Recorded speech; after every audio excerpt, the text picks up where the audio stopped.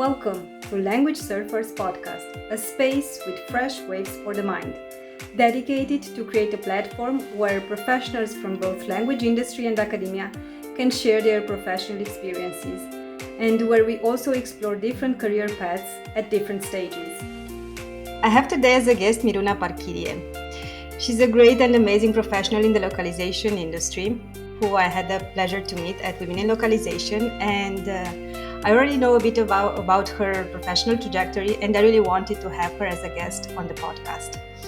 So just to give you a brief introduction before I let Miruna start and share her story with us, I wanted to tell you that Miruna Parchirie is currently the Customer Success Manager at Phase.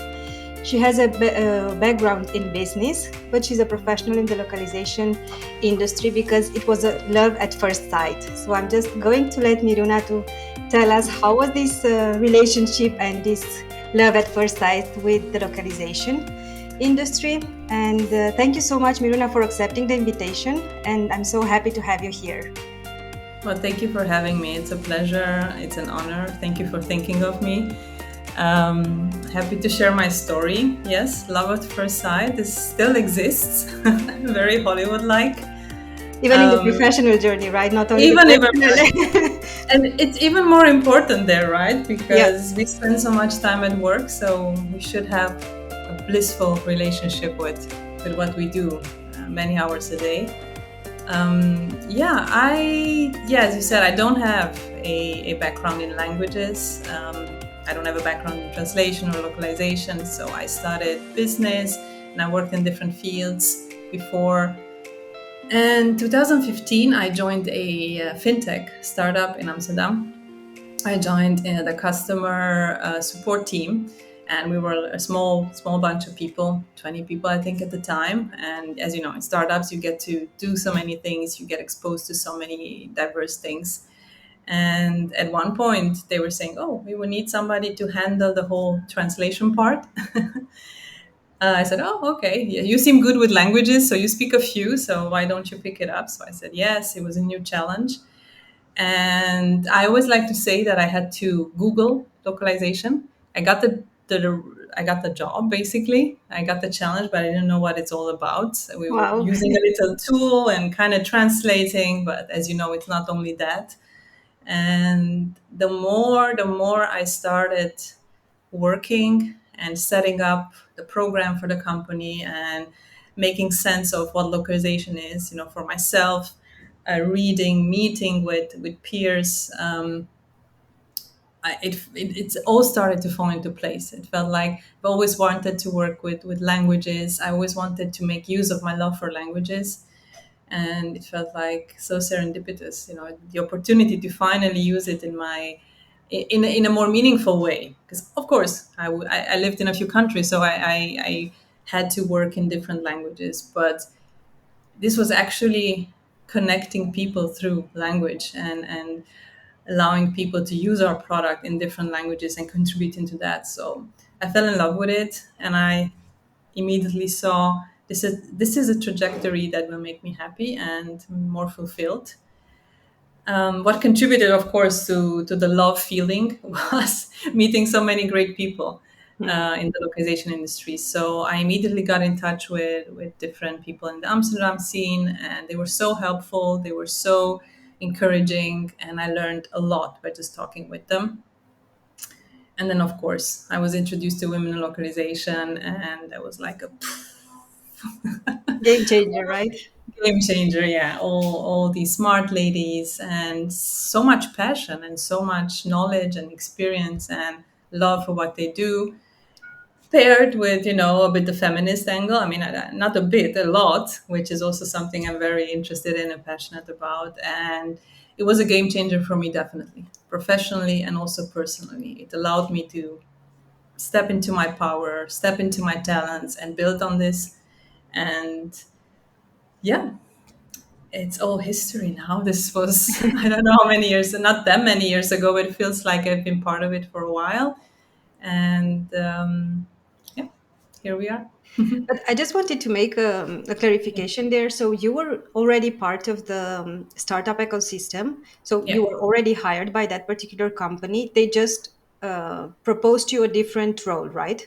That's how you Yeah, got into yeah, localization. exactly. So I was hired when they were looking for a customer support manager. Okay. It coincided with when I landed in Amsterdam when we moved there from France, and I was looking for a job. I got it pretty easily. I was tempted. It was my first time in the startup ecosystem. Like, what is this? So it felt so dynamic and interesting and challenging, and all these people, making things happen and working with my I was in corporate before, so where you have it's less flexible to learn and less flexible to get exposed to amazing things. And here it felt so awesome. And yes, they were already translating, I dare say, to 2 or 3 languages, and I kind of picked that up on the side. And then we realized, okay, it has to become like a full-time, real-time gig. As we all know, localization should not be done on the side. Yeah, So definitely. then they asked me if I want to pick it up, and I said, yes, let's do this. I'm like, okay, what is this? But yeah, okay, I'll do it. Yeah, that's great. So, So basically, you started to learn on the within job. this company. So as you all said, this particular job and this Yeah, particular company gave you the chance to implement and pursue your your school of localization, right? totally. Yeah, I'm very grateful to them. The company is called Box. I'm happy to quote them because it was truly an environment where you could develop based on your talents, and if of course it was in line with the company needs. And I'm very grateful because it allowed me to find something that I always felt was missing. And I think it changed me. It changed me as a human. So yeah, Yeah, that's great to hear that there are companies like that that allow you to have a role from the beginning without even the previous experience. But knowing that you're passionate about languages and bringing the product or service to different markets, that's yeah. also a great opportunity for them because they were already having the right person inside the company. I did my best. So I did my best for them, of course. Yeah, I'm sure that it was a very nice experience, as you all say. So after this experience in the startup company, what was the next role you had? Did you move to a different company, like a corporate, a multinational corporate, or did you stay in the startup ecosystem? I moved to a scale up. So Hmm. with startup habits. So yeah, I moved to Kudo, who's a language tech company. So the language aspect was even more prominent. The learnings were even more powerful. The scale was much bigger than at Box, and it was a second school of localization. So I got to do so many new things and work on so many new types of content, and different types of experiences and languages. I had to teach myself how to handle those languages, how to you know include them in my strategy, and build everything on them. So it was great. It was great. So that was my next step after Box. Um, it was super cool. There was at this company there was a internal language services team, Hmm. which was not focused on localization. I was again the only localization person, but they were focused on interpretation. I want to mention it because I got to work with extremely talented people. I mean, I always talk about linguists being just amazingly talented, empathetic, extremely well connected to the different sensitivities of different cultures, and truly understanding what meaningful communication is all about. So it was so refreshing to work closely with them, and I've learned a lot from them. I've learned a lot from them. So I felt like my trajectory is getting better and better with associated challenges, because of course there's always challenges. Yeah.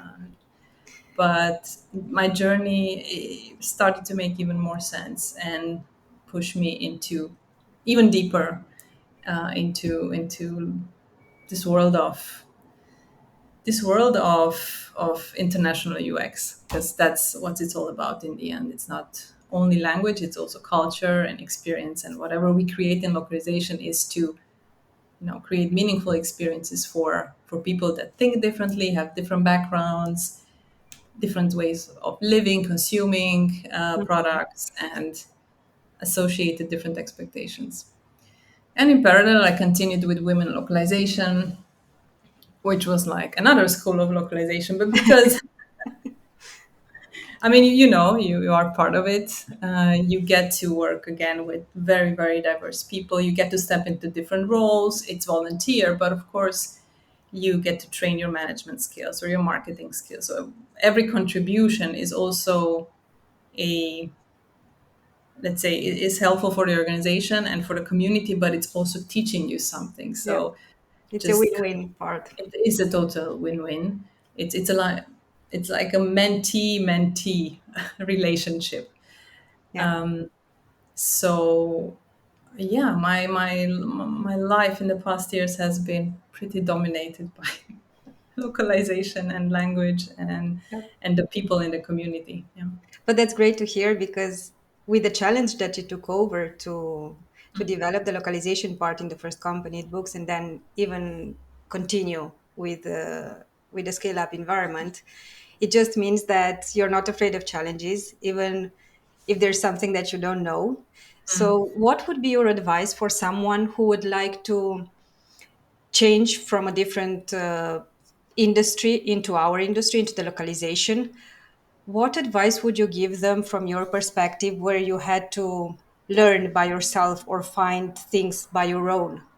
What would be the main takeaways from your experience so far by getting into this industry from another one?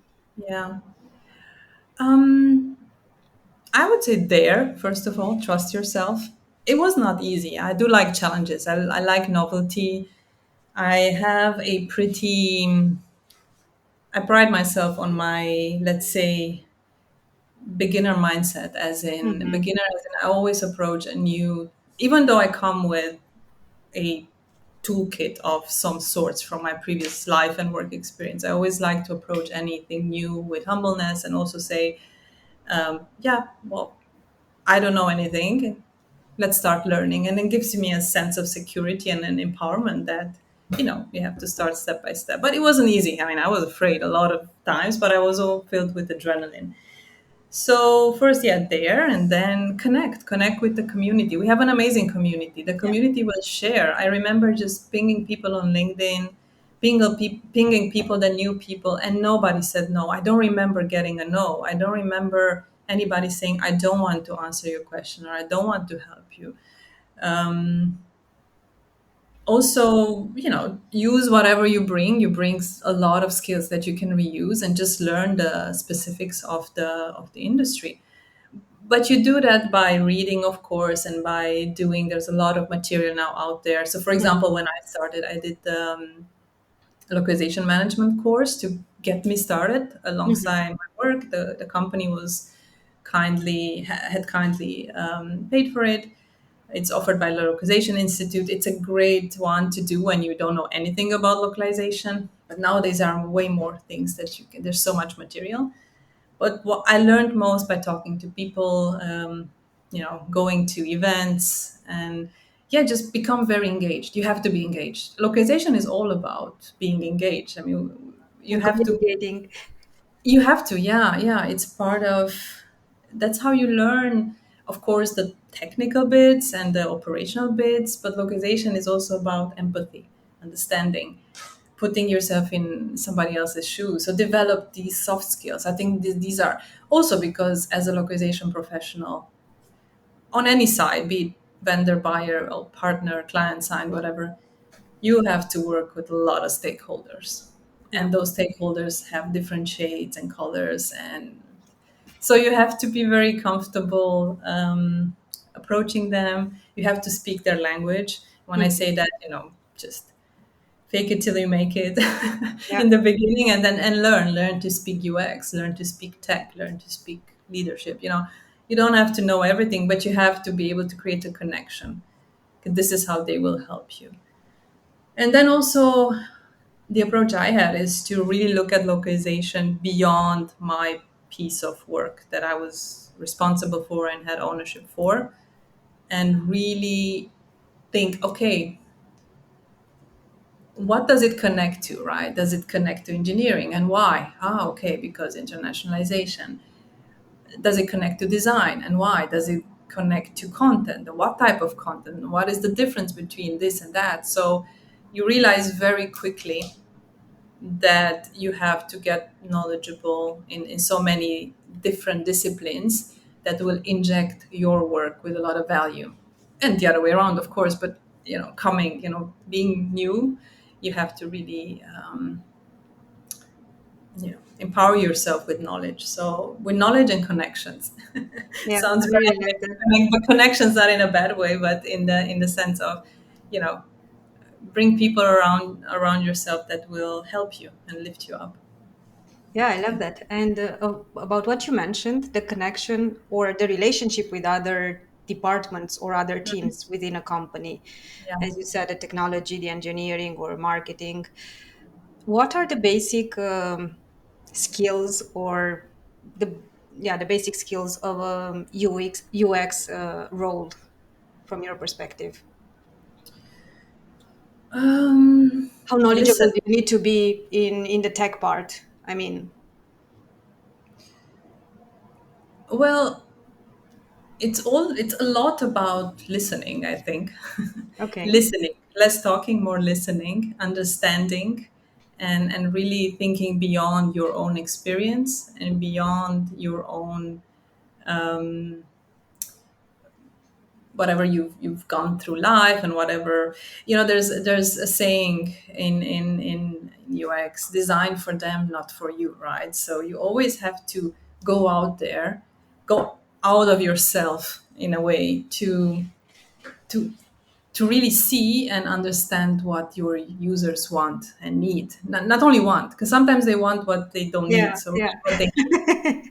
So obviously creativity and grit, because often as a UX professional, you have a lot of blockers as a localization professional also. um, and but the capacity to listen and to interpret what you've listened in a way that is meaningful for the users, but also in line with the company's strategy, the company's trajectory. As a UX professional, you have to do a lot of that. And that's what I've learned from my UX colleagues. Tell a story. I think I remember when I started in that startup, I think a designer pulled me aside and he said, we need to tell a story, right? And we need to understand what that story is, and how do we tell that story Mm-hmm. without modifying the actual, core of the story, but so it makes sense to other people that are maybe in Mexico or in France or in China. Or that stuck with me because in the beginning, I was seeing it a bit mechanically, like from Mm-hmm. language A to language B. But when you start working with UX people and also driving localization from a UX perspective and see localization as a UX enabler, then you understand that, it takes more than just the square box where you sometimes fit yourself into. So Yeah, yeah, yeah, of definitely. It's also the cultural adaptation, right? Because just course, speaking of Spanish, we've got the Spanish in Spain, but there are yeah. so many variants, and the way we express the same concept in the variants of Spanish from the Latin American, right? Yeah, definitely, and don't underestimate Yeah, the power of of different, exactly. different. Yeah. Yeah, yeah, that's great. And now that you are in your role as a customer success manager, what would be the difference between UX researcher or UX localization specialist and the customer success manager? Do you think that they have a lot in common, or do you think that there are more differences between them? It's a tough question, because I mean, at first glance you would say it's such a different type of role. First of all, you're not on the client side anymore, in a sense. In my case, I mean, there are Hmm. customer success Hmm. manager, but in client, on the client side. But I think the main skills are are the same, right? Stakeholder management. In my case, I have to have a good understanding of the localization industry. I have to know localization so I can have meaningful conversations with my clients and also guide them in a way that they can make best use of the product. It's not only about selling the product, but it's also allowing, as the role says, as the title says, empowering these people to have success with the product. That's what why we're here. Um, there's a lot of research. Actually, you do it unconsciously. You're not going to do user interviews. You're not going to do usability tests. You might shadow some, but it's not your role, right? That's Mhm. but you every conversation, you gather data, so you absorb it, right? You absorb it. And I think the customer success manager is a critical role because you are so client facing and you can absorb this data and then come back and say, this client needs this solution. How can we help? It helps the product team and helps, leadership understand, okay, maybe we need to take that side avenue because that many clients are asking for this and the market is asking for this. So I think it's such a diverse role. I find myself again in a situation where like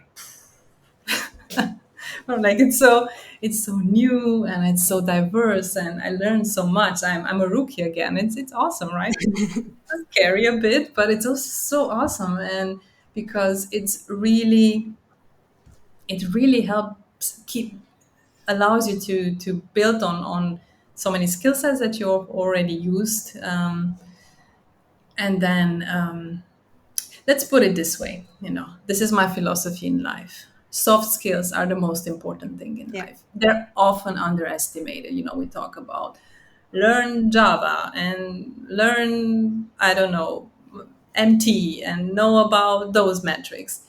Yeah, you can learn it. They're key to do the job. But what I've always believed in is the capacity of people to really work well with other people and bring value to those people. So I believe in listening. I believe in caring. I believe in building on people's strengths and helping them overcome their shortcomings, if there are any. There always are some, and in that case you can do any job, right? You Yeah. can learn anything. I mean, anything, let's say, more practical you can learn. But I think what you can take in your life, on your trajectory in life, is these soft skills, and we should definitely invest more time in developing those. So yeah, that's how. So as Yeah, usual, I divagate, but I totally agree with you that soft skills are so important. You may be just excellent at coding, but if you don't know to communicate with your colleagues or with the yeah, clients, then definitely it makes everything harder. Or exactly, have empathy exactly. towards your colleagues when they are having hard time moment or whatever you say. Everything related to soft skills is just so important nowadays because practical knowledge or hard knowledge that you need to acquire, we've got so many open resources where we can learn by Yeah. ourselves, right? But the soft skills, they take much more time. They can be learned anyway, but it takes a bit more time than maybe something. Yeah, and keeping your ego in check. That's important too. That's also something we sometimes forget, or so I think that's also key, and it's part of the soft skills, knowing how to control your ego, Yeah. right? Finding the right balance between, okay, yeah, it's okay to be ambitious and strive, but then take a step back and understand. Well, we're all part of a big thing here, so it's fine. Yeah, definitely. I love that advice, definitely. And so far, we've spoken about the challenging but with a positive focus of your professional career. And just like anyone, I suppose that you also had some turning moments in your life. Is there anything that really marked you in the sense that it was very tough at that moment, but you learned a lot from that particular experience? And what was the learning? How did you overcome that challenge? Yeah, well, when I started in localization, it was, as I said, a very mixed experience because it was exciting and new and awesome. but also scary and challenging because I didn't know anything. And I felt frustrated to a certain extent that I'm a perfectionist, which is not good. I don't recommend it. I'm working on it. Really, I'm working on it because I've learned throughout the years that perfection is toxic, or seeking perfection is toxic, and it's also not. It doesn't exist. It's a myth. So when I started, it was very, very tough. Yeah, it was tough, and I was not. I didn't. Not every day was a piece of cake. I was Hmm. also burning out at some point, feeling emotionally. And I had a manager who became a friend afterwards, and we were talking, and he said, just focus on the learnings.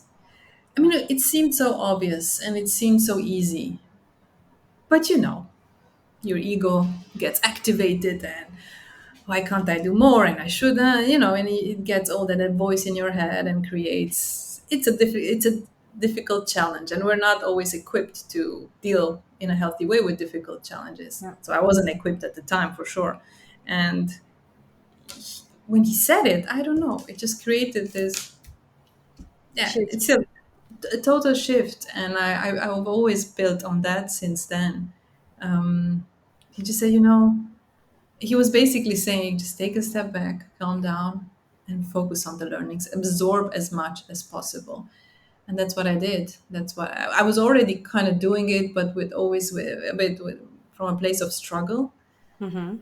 And um, yeah, and it happened again when I joined Kudo. I was overwhelmed. It was a bit of a messy environment, high ambitions, American company, very, very hardcore in the beginning at least. And I had to come back to this advice and say, it's okay.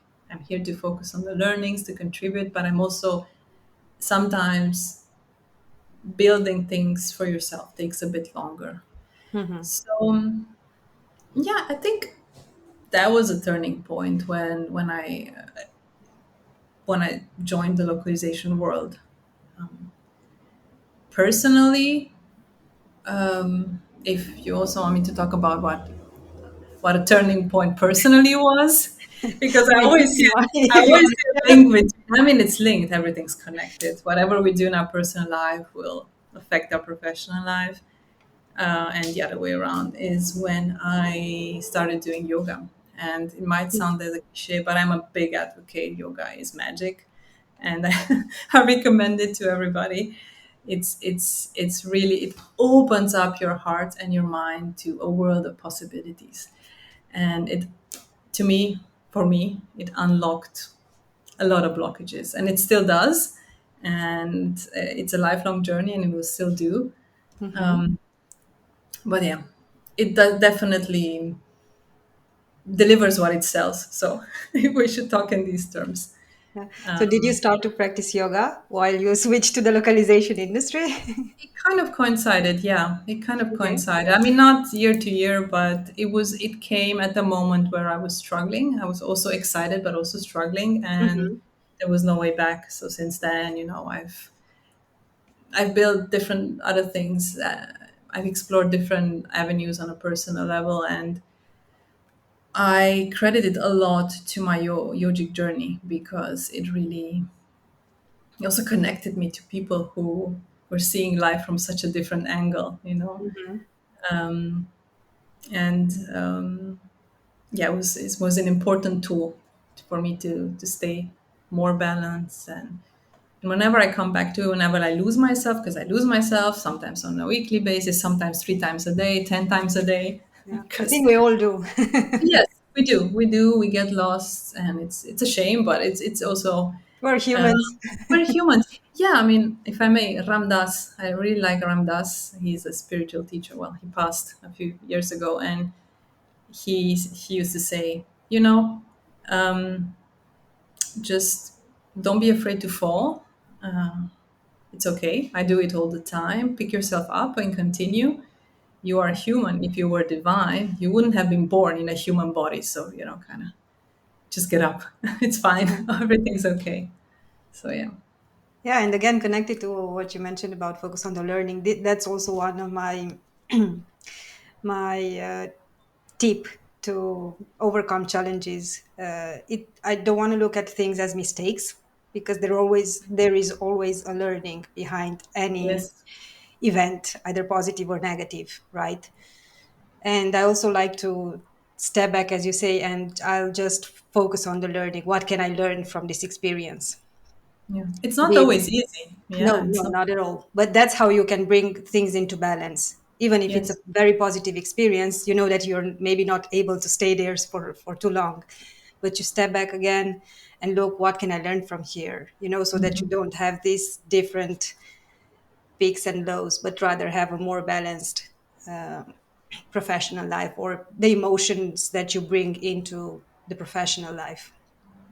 Exactly. And I was, touching on a, let's say, a moment in my life where I had to practice this, and I wasn't always good at it. Is when I got laid off, 2020. I don't even know. Time flies since the pandemic, and after Kudo, and it was very difficult to come to terms with that. In the beginning, less, but then months passed. It was difficult to find a new opportunity, and I was trying to focus on the learnings and then see meaning in this. It wasn't easy. Yeah. Yeah, I suppose that getting laid off is not an easy thing for anyone at any stage, because I mean, No, it's not personal. They always say don't take it personal, but in the end, it affects you. totally. Yeah, Not only on emotional. an from an economic perspective, but just you had a routine, a daily routine. You were engaged in a project. You had your expectations, and all of a sudden, all of that it's gone, right? So Exactly. It sweeps the rug from under your feet, and intellectually, you know all these things. It's not me, it's the market. I did my best. All I can do is every day do my best and to make good choices and to. But emotionally, it's extremely scarring, and also companies don't always handle it in the proper way. Talking about empathy, talking about the soft skill toolkit that I really appreciate and promote.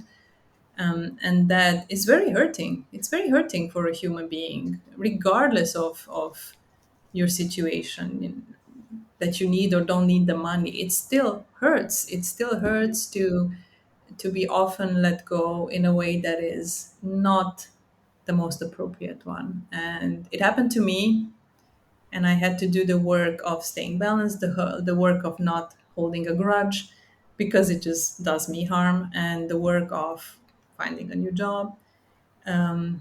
How do you stay empowered, and how do you step up for yourself, put yourself out there when you come from a place where you've been so hurt? So yeah, it's not easy, but it's, again, looking back, it was just a great teacher. It was a great life teacher, and it was meant to happen. So yeah, I'm glad that you, in the end, got a chance to, as you say, learn from that experience as well. You are now experiencing a very positive professional journey with a new role, customer success manager. And I just wanted to highlight a bit from the perspective of successfully shifting from being laid off to a new role. How is it to go and find another place for you in the market when, as you well say, you might feel hurt definitely in such a situation? What would be your advice to someone who might be in the same situation of being laid off and searching for a new opportunity?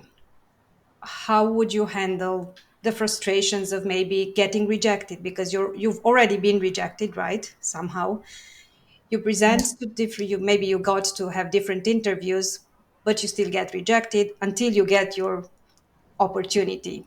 But during that transition period, what would be your advice for someone who's facing such a challenging situation?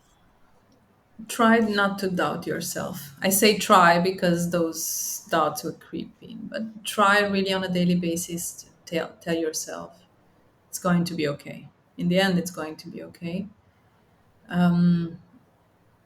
Also, don't do the mistake of obsessing with LinkedIn.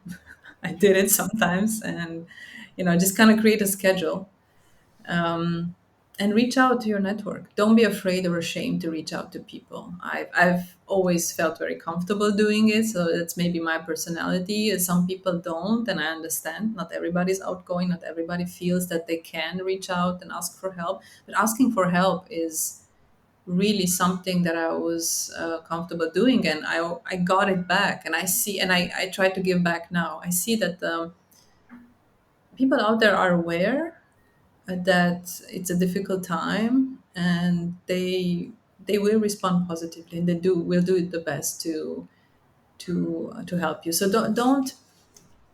don't silo yourself. Mm-hmm. Don't, because it's not going to help.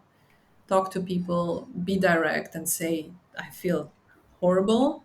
This is what happened. Can you please help? And that has brought me a lot of you know leads, of course, and learnings and help and conversations, but also a lot of comfort, Mm-hmm. because you often get to talk to people and they share your fears, they share your frustrations with the market. And then it's just kind of it's so good to find in a way a community, even though they still have a job, or but we're all human. So I think it's good, it's important to seek closeness to your peers, to your or to anybody out there to who you think could bring some value to you in a sense. But don't be afraid to be vulnerable. Really, vulnerability. I know Brené Brown talks a lot about it, Yeah. and I'm happy she does, because it's, again, so especially for women, it's always such a negative connotation. And I'm so sick of this. It's important, to allow ourselves to feel everything, and also to show up in an authentic way. And that's what brings people close to you, when you can go out there and say, I can't put up a brave face today. I'm in a very tough spot, and if you have any idea, or if you just have a word of comfort, can you please help? Mm-hmm. So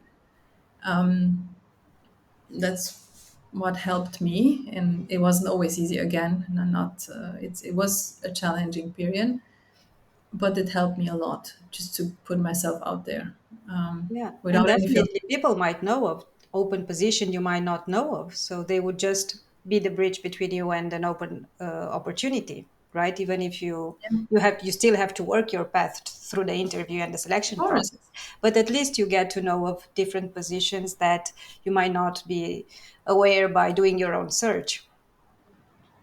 Yeah, that's what happened with phrase. I never thought, okay, this would be a role for me. I don't know. I had this idea. It was a stereotype. I don't know why. And then I started exploring it, because I knew somebody affiliated with the company. And I just asked, how do you feel? And how, me, right? How, and just getting a bit of feedback. So I did a bit of research, right? Tell me Mhm. about the company, but also tell you, you know me, and this is what I'm after. How do you see this reconcile with this type of role? And it helped me so much. And then I applied, and when I went in the interview, I felt, okay, I'm allowing myself to explore this new thing. We also tend to get a bit stuck into our ideas and our vision of ourselves. We look in the mirror and we say, no, you need to do this because this and that, and this is what you like, without allowing ourselves to explore other avenues, which can be very enriching. So, yeah, as you say, talking to people is often helpful well, is always helpful on many levels. Yeah, that's great. I'm really happy that you had the chance to get such a great opportunity for you and face a new challenge, not only in the localization industry, but also a new role from a new perspective. And would you say that the fact that you are volunteering for the women in localization also helped you during this transition period from being laid off to finding a new job? Is the volunteering part something that still keeps somehow that percentage of stability of continuing doing something that you were doing before being laid off? Yeah, and sanity. stability and sanity, right? It allows you for however I don't know how many hours, depending on whatever there's to do and your commitment, a week or a day. It helps you, feel useful, feel engaged, feel. We like humans like to have to feel useful and to be Yeah. of service. Most of us, I think, and definitely. I used to talk in the meetings with the ladies how I would, join a meeting and have a bad day or again a rejection or struggling with fears and blaming myself for struggling after all the work I did on myself. Yeah. Then having the community and this responsibility, even though it was volunteering, actually even more because it was volunteering, right? And you had committed to something that was more important. Let's say that the day job, in a certain sense, is very helpful. So yeah, it's a good point that you're making. If you are in this position and if you have the opportunity to fill your hours or part of your day with some activity that brings you some balance, do Mm-hmm. it because it will allow you to. If not, I mean, it can become very tedious. It's a groundhog day sometimes, and it can diminish your sense of self-worth. So Yeah. Thank you so much for being so vulnerable and open and share your story. I really appreciate it. And I'm sure that many of our listeners would also appreciate all your takeaways.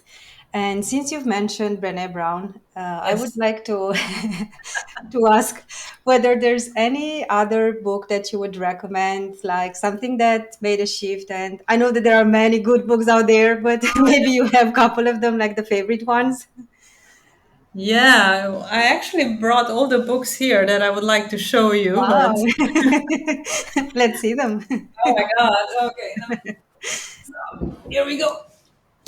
Do you want me to talk about more professional books or more books that help me become more authentic?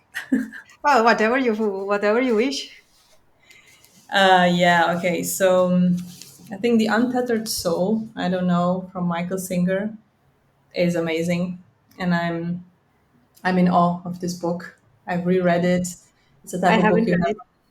you have on your bedstand and just go back to we don't have time. I could talk about it, but Yeah.